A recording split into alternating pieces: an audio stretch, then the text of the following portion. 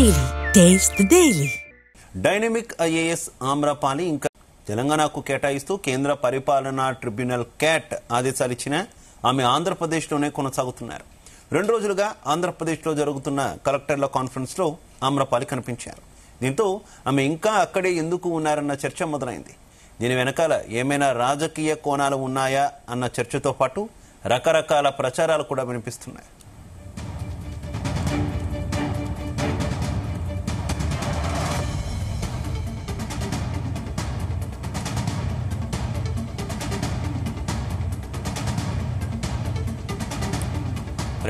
IAS అధికారి ఆమ్రపాలి ఇంకా ఆంధ్రప్రదేశ్ను వీడి తెలంగాణ కేడర్ కు రాలేదు. ఆంధ్రప్రదేశ్ ఎందుకు ఇంకా రిలీవ్ కాలేదు ఆమె అనే దానికి సంబంధించి రకరకాల ఊహాగానాలు అయితే వస్తున్నటువంటి పరిస్థితి. ఇక ఆమ్రపాలికి సంబంధించి మరింత ఇన్ఫర్మేషన్ మా చీఫ్ న్యూస్ కోఆర్డినేటర్ రాధాకృష్ణ అందిస్తారు. Radhakrishna. Good morning Shiva. Young and dynamic officer గా ఐఏఎస్ అధికారిగా పేరు పొందినటువంటి ఆమ్రపాలికి సంబంధించి ఇప్పుడు వ్యవహారం సంచలనంగా మారింది. ఎందుకంటే మొదట్లో ఆమె తెలంగాణ రాష్ట్ర విభజన జరిగిన తర్వాత తెలంగాణలో చాలా కాలం పాటు ఐఏఎస్ అధికారిగా పనిచేశారు, సేవలు అందించారు.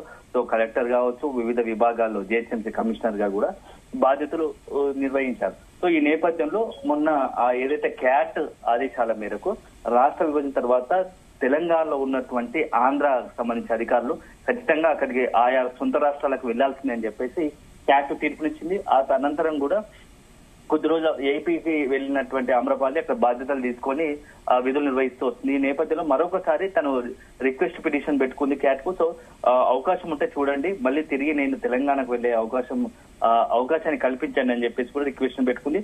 సో క్యాట్ కూడా దాన్ని సానుకూలంగా తీసుకొని ఆమెకు అనుకూలంగా తీర్పునిచ్చింది. వీలును బట్టి తెలంగాణకు కేటాయిస్తూ కూడా అవకాశం కల్పించింది. దానికి అక్కడ ఉన్నటువంటి రాష్ట్ర ప్రభుత్వం కూడా గ్రీన్ సిగ్నల్ ఇచ్చింది. మీరు అవకాశాన్ని బట్టి మీ వీలును బట్టి తెలంగాణకు వెళ్ళవచ్చారు. అయినప్పటికీ ఈ గడువు ఉత్తర్వులు వచ్చి 2-3 రోజులు అవుతున్నా ఇప్పటికీ కొద్ది రోజులు అవుతున్నా కూడా ఇప్పటికీ కూడా ఆమ్రపాలి ఏపీలోనే ఉండడానికి గల కారణాలు ఏందో ఎవరికి అంత చిక్కడం లేదు. ఎందుకంటే ఇటీవల కాలంలో గత 2-3 రోజులుగా కూడా మొత్తం ఏపీకి సంబంధించి ఐఏఎస్ అధికారులు, సీనియర్ ఐఏఎస్ అధికారులు, కలెక్టర్లతో సీఎం చంద్రబాబు నాయుడు రివ్యూ సమీక్షలు నిర్వహిస్తున్నారు. ఈ రివ్యూలో కూడా ఆమ్రపాలి పాల్గొనడం కూడా కొంత తీవ్ర చర్చనీయాంశమైందని చెప్పవచ్చు.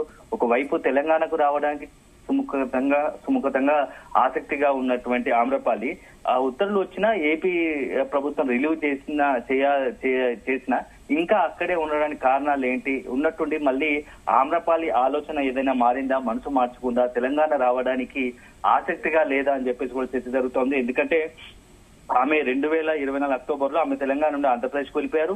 ఈ ఏడాది జూన్ లో ఆమె తెలంగాణ కేటాయించి క్యాట్ ఉత్తర్వులు ఇచ్చింది. గతంలో ఏపీ తెలంగాణ కేడర్ ఉన్న పలు అధికారులకు కూడా తెలంగాణ నుండి ఏపీకి పంపిస్తూ కేంద్ర సిబ్బంది వ్యవహారాల శాఖ అంటే కేంద్ర హోంశాఖ కూడా నిర్ణయం తీసుకుంది. దాంట్లో ఆమ్రపాలి కావచ్చు, రుణాల రాజుతో పాటు మరికొంత సీనియర్ ఐఏఎస్ అధికారులు కూడా ఉన్నారు, వాళ్ళు కూడా ఏపీకి వెళ్లారు.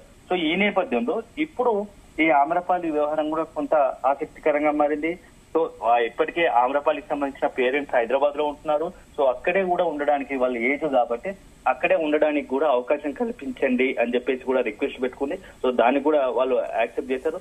అయితే ప్రస్తుతం ఏపీలో టూరిజం కు సంబంధించి డెవలప్మెంట్ కార్పొరేషన్ ఎండీగా బాధ్యతలు నిర్వహిస్తున్నారు. సో తెలంగాణకు కేటాయించి జూన్ లోనే ఉత్తర్వులు ఇచ్చిన ఆమె ఇంకా రిలీవ్ కాలేదు. సో దాదాపుగా జూలై, ఆగస్ట్, సెప్టెంబర్ 3 నెలలు వస్తుంది. ఇప్పటికి కూడా ఆమె ఏపీలోనే ఉండడం కారణం ఏంటి అంటే ఏపీలోనే ఉండడానికి ఇష్టపడుతుందా, ఏమైనా మనసు మార్చుకుందా తిరిగి? ఎందుకంటే ఒకవైపు జూన్ లోనే క్యాట్ కూడా ఆమెకు అనుకూలంగా నిర్ణయం ఇచ్చిన, తెలంగాణకు వెళ్ళడానికి అవకాశం ఇచ్చిన, సానుకూలంగా స్పందించిన, ఇంకా ఆమె అక్కడనే ఉండడానికి కారణాలు ఏంటి అని దానిపైన కూడా రకరకాల చర్చలు, ఊహాగానాలు వస్తా ఉన్నాయి. ఎందుకంటే ఆమ్రపాలి రెడ్డిగా ఉన్నటువంటి కలెక్టర్ అధికారిని, ఐఏఎస్ అధికారిని చాలా చురుకుగా, యాక్టివ్ గా ఉంటూ ఆయా విభాగాల్లో తనదైన ముద్ర వేసిన సంగతి తెలిసిందే.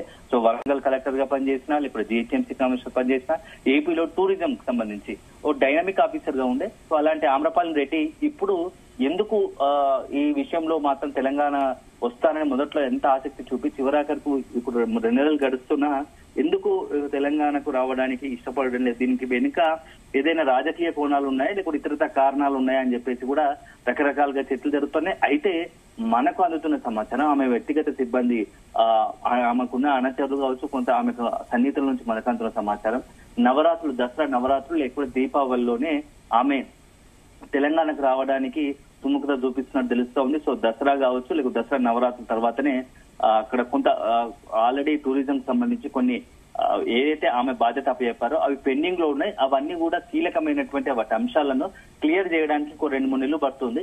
సో అది అక్టోబర్ చివరి కల్లా లేదంటే అక్టోబర్ మొదటి వారం కల్లా అయిపోయిన తర్వాతే అక్కడ నుంచి రిలీవ్ అయితే బాగుంటుంది. తనకి అప్పచెప్పిన బాధ్యతను పూర్తి స్థాయిలో నిర్వహించడం తన డ్యూటీ కాబట్టి అక్కడ ఆ పెండింగ్ లో ఉంచకుండా అవన్నీ కూడా క్లియర్ చేసిన తర్వాతే ఇక్కడికి వస్తే బాగుంటుంది. ఎందుకంటే ఏ ప్రభుత్వం అయినా ఎక్కడైనా మనకు పనిచేయడానికి అవకాశం కల్పించింది కాబట్టి మనకు ఇచ్చిన బాధ్యతను సక్రమంగా నిర్వహిస్తేనే మనకు భవిష్యత్తులో కూడా ఆయా అక్కడ నుంచి మనకి సానుకూలంగా ఎవరైనా మనకు వ్యక్తిగతంగా కావచ్చు, ఆఫీస్ పరంగా అధికారికంగా కావచ్చు మనకు మంచి అవకాశాలు ఇస్తారు. కాబట్టి దాన్ని మనకి ఇచ్చిన అవకాశాన్ని ఫుల్ ఫ్లెడ్జ్ గా పూర్తి చేయాలనే ఒక ఉద్దేశంతోనే మరికొద్ది రోజుల పాటు ఏపీలోనే ఆమె ఉండే అవకాశాలు ఉన్నాయి. సో ఆ టూరిజం సంబంధించి కొన్ని కీలక నిర్ణయాలు పెండింగ్ లోనే అవన్నీ కూడా క్లియర్ అయిన తర్వాతే ఆమె తిరిగి హైదరాబాద్ కు వచ్చే అవకాశాలు ఉన్నట్టుగా ఆమె సన్నిహిత వర్గాలు చెప్తా ఉన్నారు. అయితే చాలా ఊహాగానాలు అయితే వస్తున్న పరిస్థితి ఉంది కదా రాధాకృష్ణ. కొన్ని రాజకీయ కారణాలు కూడా ఉండొచ్చు అనేటటువంటి వ్యాఖ్యానాలు వినిపిస్తున్నటువంటి పరిస్థితి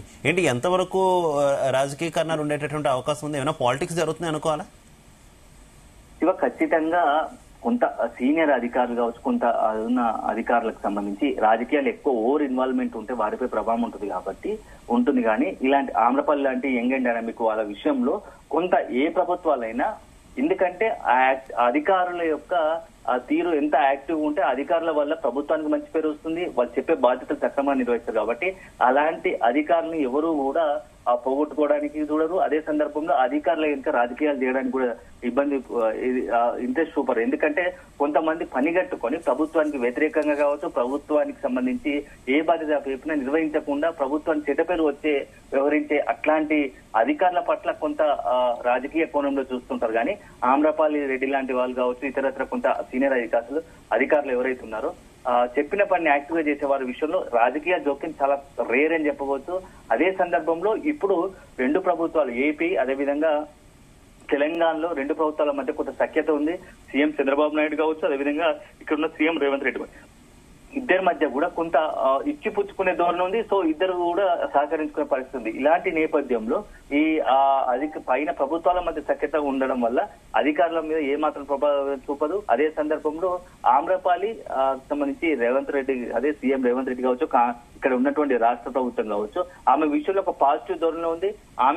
ఆమె సేవలు మరింతగా వినియోగించుకోవాలనే ఒక ఉద్దేశంతోనే రాష్ట్ర ప్రభుత్వం ఉంది. కాబట్టి ఆమెను తిరిగి తెలంగాణ కూడా వచ్చినా అనుకూలంగా రిసీవ్ చేసుకుని ఆమెకు మంచి బాధ్యతలు అప్పచెప్పాలన్న ఒక ఆలోచన రాష్ట్ర ప్రభుత్వం. సో దీంట్లో రాజకీయ కోణం చాలా తక్కువ. కొంత ఒకరిద్దరు ఐఏఎస్ గతంలో బీఆర్ఎస్ హయాంలో కావచ్చు, లేకుంటే గతంలో ఉన్నటువంటి అధికారుల కొంత అత్యుత్సాహం చూపిన వారి విషయంలోనే కొంత రాష్ట్ర ప్రభుత్వం తీవ్ర అసంతృప్తి కావచ్చు, కొంత ఆగ్రహంగా ఉన్న మాట వాస్తవమైనప్పటికీ ఆమ్రపాలి విషయంలో మాత్రం ఈ రాజకీయ కోణం కావచ్చు, ఇతరత్ర కోణాలు లేవనే మనం చెప్పాల్సి ఉంటుంది. అల్టిమేట్ గా ఇప్పుడు ఆమె సొంత నిర్ణయం, ఆమె వ్యక్తిగత నిర్ణయంతోనే కొద్ది రోజులు ఆలస్యం, 1 నెల 2 నెలలు అక్కడే ఉండి తిరిగి తెలంగాణకు వచ్చే అవకాశాలు కనపడుతున్నాయి. ఆమెకు సంబంధించిన సన్నిహితులు కూడా మనకి ఇదే విషయాన్ని చెప్తున్నారు అనుకోవచ్చు. Shiva. Right, okay, thank you.